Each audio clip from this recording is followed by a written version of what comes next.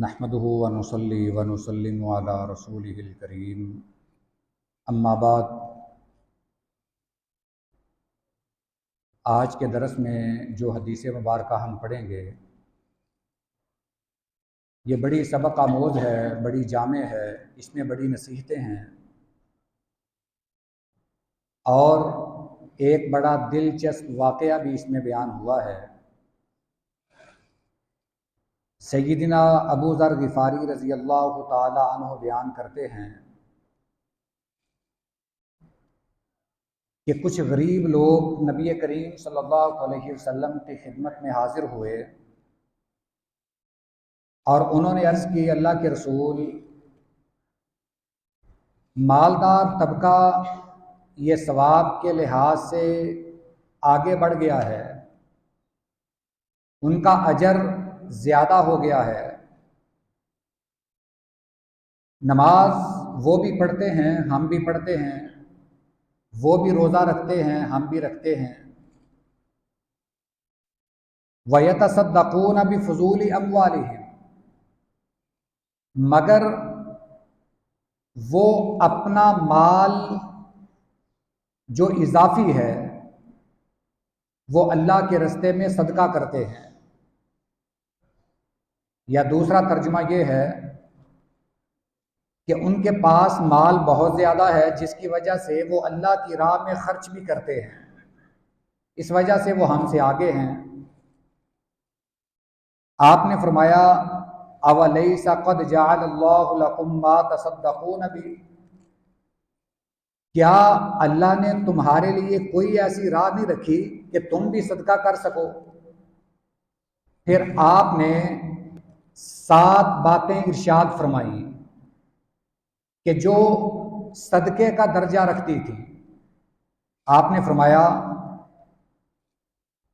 اِنَّ بِكُلِّ تَسْبِيحَةٍ صَدَقَةٌ، ہر مرتبہ سبحان اللہ کہنا یہ صدقہ ہے۔ وَكُلُّ تَكْبِيرَةٍ صَدَقَةٌ، ہر مرتبہ اللہ اکبر کہنا یہ بھی صدقہ ہے۔ وَكُلُّ تَحْمِيدَةٍ صَدَقَةٌ، ہر مرتبہ الحمدللہ کہنا یہ بھی صدقہ ہے۔ وَكُلُّ تَحْلِيلَةٍ صَدَقَةٌ، ہر مرتبہ لا الہ الا اللہ کہنا یہ بھی صدقہ ہے۔ وَأَمْرٌ بِالْمَعْرُوفِ صَدَقَةٌ، نیکی کا حکم دینا بھی صدقہ ہے۔ وَنَهْيٌ عَنْ مُنْكَرٍ صَدَقَةٌ، برائی سے منع کرنا بھی صدقہ ہے۔ وَفِي بُضْعِ أَحَدِكُمْ صَدَقَةٌ، تمہارا ازدواجی تعلقات قائم کرنا بھی صدقہ ہے۔ صحابہ نے عرض کی، اللہ کے رسول، ہم اپنی بیویوں کے ساتھ خلوت اختیار کرتے ہیں، کیا اس میں بھی صدقہ ہے؟ آپ نے فرمایا، أَرَأَيْتُمْ لَوْ وَضَعَ فِي حَرَامٍ كَانَ عَلَيْهِ وِزْرٌ، کیا اگر کوئی حرام کاری کا ارتکاب کرتا ہے تو اس کا گناہ نہیں ہے؟ اسی طرح فَكَذَلِكَ إِذَا وَضَعَ فِي الْحَلَالِ كَانَ لَهُ أَجْرٌ، اگر کوئی حلال طریقے سے یہ عمل انجام دیتا ہے تو اس کے لیے اجر بھی ہے۔ یہ متفق علیہ حدیث مبارکہ ہے، البتہ یہ الفاظ مسلم شریف کے ہیں۔ بخاری شریف میں بھی یہ روایت موجود ہے، ابن ماجہ شریف میں بھی موجود ہے۔ ایک روایت میں یہ الفاظ زائد ہیں۔ یہ جو غریب لوگ آئے تھے نبی کریم صلی اللہ علیہ وسلم کی خدمت میں، یہ کچھ دنوں بعد پھر آ گئے، اللہ کے رسول اس وظیفے کا پتہ تو ان امیروں کو بھی چل گیا ہے، وہ جو امیر لوگ ہیں اب انہوں نے بھی یہ وظیفہ شروع کر دیا ہے۔ نبی کریم صلی اللہ علیہ وسلم نے فرمایا، ذَلِكَ فَضْلُ اللَّهِ يُؤْتِيهِ مَن يَشَاءُ، یہ تو پھر اللہ کا فضل ہے، جسے چاہے وہ عطا فرما دے۔ اگر کوئی امیر بندہ وہ اللہ کے راستے میں اپنا مال خرچ بھی کرے، صدقہ خیرات کرے اور ساتھ ساتھ اللہ کا ذکر بھی کرے تو یہ تو پھر اللہ کی ایک خاص عنایت ہے۔ اس میں سبق کیا ہے؟ پہلی بات تو یہ کہ ایک مومن کا دل وہ ہر وقت اس معاملے میں دھڑکتا ہے کہ میں کسی نہ کسی طرح اللہ کی عبادت سب سے زیادہ کروں۔ اگر کسی کو اللہ کی عبادت کرتا دیکھتا ہے اس کے دل میں شوق پیدا ہوتا ہے کہ میں بھی کروں۔ اگر کوئی نمازی ہے اس کے دل میں شوق پیدا ہوتا ہے کہ میں بھی تکبیر اولیٰ کے ساتھ نماز ادا کروں۔ اگر کوئی قرآن کی تلاوت کرتا ہے اس کے دل میں بھی شوق پیدا ہوتا ہے۔ اور یہ جو مسابقت ہے ایک دوسرے سے آگے بڑھ کر نیکی میں عمل کرنا، یہ تو بڑا اچھا عمل ہے۔ آج شاید یہ دوڑ کسی اور کام میں ہے۔ اگر کسی نے مکان بنایا ہے ہماری کوشش ہے کہ ہم اس سے اچھا بنائیں گے۔ اگر کسی کی گاڑی ہے ہماری کوشش ہے کہ ہم اس سے اچھی لیں گے۔ مگر صحابہ کرام کا جذبہ دیکھیں کہ اگر صحابہ کرام نیکی کرتے ہیں، دوسرا صحابی اگر نیکی میں کم ہے اس کی کوشش ہے کہ میں بھی اس کے ساتھ ملوں، بلکہ میں نیکی میں اس سے بڑھ جاؤں۔ یہی جذبہ کچھ غریب لوگ نبی کریم صلی اللہ علیہ وسلم کی خدمت میں لے کر حاضر ہوئے۔ اللہ کے رسول، یہ جو دیگر عبادات ہیں، یہ نمازیں، روزے، یہ تو سبھی کرتے ہیں، غریب بھی کرتے ہیں، امیر بھی کرتے ہیں، مگر فرق یہ ہے کہ امیر لوگ صدقہ بھی کرتے ہیں۔ اللہ کے رسول، ہم تو ان سے پیچھے ہیں، ہمارے لیے بھی کوئی راہ نکالیں۔ آپ نے فرمایا کہ تمہارے لیے کوئی راہ نہیں ہے، اللہ نے تمہارے لیے بھی راہ رکھی ہے۔ یہ جو 7 باتیں میں نے بتائی ہیں، امید ہے انشاءاللہ ہمیں یہ یاد ہوں گی۔ فرمایا کہ یہ 7 کام بھی صدقہ ہیں۔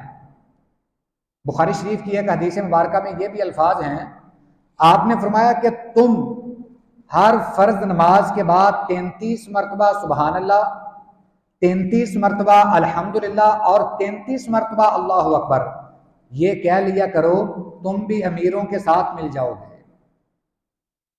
تو یہی وظیفہ امیروں نے بھی شروع کر دیا۔ نماز کے بعد وہ 33 مرتبہ سبحان اللہ، 33 مرتبہ الحمدللہ اور 33 مرتبہ اللہ اکبر کہنے لگے۔ اور یہ غریب لوگ پھر آپ کی خدمت میں حاضر ہوئے۔ اللہ کے رسول، یہ وظیفہ تو امیر بھی کرنے لگے ہیں۔ ان کی یہ چاہت دیکھیں کہ آپ ہمیں اس کے آگے اور کوئی وظیفہ بتائیں گے، ہم پھر امیروں کے برابر ہو جائیں گے۔ مگر آپ نے فرمایا کہ اگر امیروں نے بھی یہ وظیفہ شروع کر دیا ہے، مالی عبادت تو وہ کرتے ہی تھے، اب وہ لسانی عبادت بھی کرتے ہیں، اپنی زبان سے اللہ کا ذکر کرتے ہیں، تو یہ تو پھر اللہ کا خاص کرم ہے، اللہ کی خاص عنایت ہے، جس پر اللہ فرما دے۔ اللہ جسے چاہے اپنے فضل سے نواز دے، یہ تو اللہ کا کرم ہے۔ پھر نبی کریم صلی اللہ علیہ وسلم نے کچھ اور بھی باتیں یہاں بیان فرمائی ہیں۔ فرمایا نیکی کا حکم دینا بھی صدقہ ہے، برائی سے روکنا بھی صدقہ ہے۔ مثال کے طور پر آپ مسجد میں آ رہے ہیں، کسی بھائی کو ساتھ ترغیب دے دیں، دعوت دے دیں کہ آئیں نماز کا وقت ہو چکا ہے، نماز پڑھ لیں۔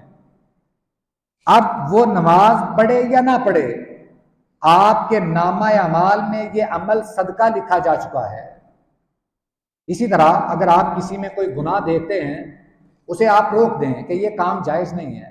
حتیٰ کہ اگر کوئی بائیں ہاتھ سے کھانا پینا کر رہا ہے، کوئی چیز کھا رہا ہے، پانی پی رہا ہے، آپ اسے یہ بات بتا دیں کہ بائیں ہاتھ سے نبی کریم صلی اللہ علیہ وسلم نے منع فرمایا ہے، وہ عمل کریں یا نہ کریں، مگر آپ کے لیے یہ بات صدقہ بن جائے گی۔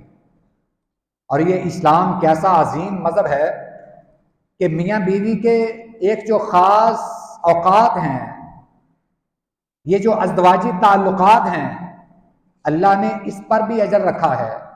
صحابہ کرام نے پوچھ لیا، اللہ کے رسول اس پر بھی اجر ہے؟ آپ نے فرمایا کہ اگر کوئی حرام کاری کا ارتکاب کرتا ہے، بدکاری کا ارتکاب کرتا ہے، تو کیا اس پر گناہ نہیں ہے؟ تو اگر کوئی حلال طریقے سے یہ عمل انجام دیتا ہے تو اللہ نے اس پر اجر بھی رکھا ہے۔ یہ اسلام کی شان ہے۔ مومن ایک سنت کے مطابق سو جائے، اس کا سونا بھی عبادت ہے، کھانا کھانا بھی عبادت ہے، اس کا چلنا پھرنا بھی عبادت ہے، اس کی اپنی خواہشات پوری کرنا بھی عبادت بن جاتا ہے۔ تو یہ اسلام ہی ایک ایسا مذہب ہے کہ جس میں ہر عمل جو ایک جائز طریقے کے ساتھ سنت طریقے کے مطابق کیا جائے اللہ اس پر بھی اجر عطا فرماتے ہیں۔ تو یہ جو اس حدیث مبارکہ میں باتیں بیان ہوئی ہیں یہ یقیناً ہمیں یاد رکھنی چاہیے، اور خصوصاً ہر نماز کے بعد یہ تو 33 مرتبہ والا وظیفہ ہے، یہ بھی لازمی کریں۔ اللہ تعالیٰ ہمیں سن کر عمل کی توفیق بھی عطا فرمائے۔ وآخر دعوانا الحمد للہ رب العالمین۔